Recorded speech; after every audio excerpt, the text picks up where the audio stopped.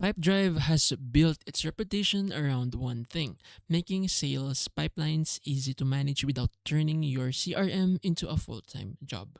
The biggest advantage is its visual pipeline. You can easily track deals, move leads through each stages, set follow ups, automate repetitive tasks, and see exactly where your sales process is starting to fall apart. Because apparently, I forgot to follow up is still a legitimate business strategy.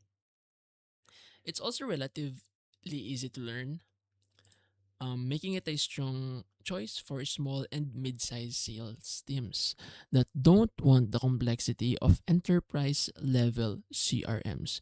The downside is that, of course, costs can increase as you add more advanced features, users, and add-ons. And if you need deep marketing, customer service, and all-in-one business tools, other platforms may offer more.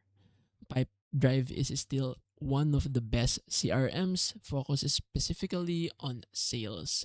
It's simple, visual, and effective. But if you need more than sales management, you might outgrow it pretty quickly.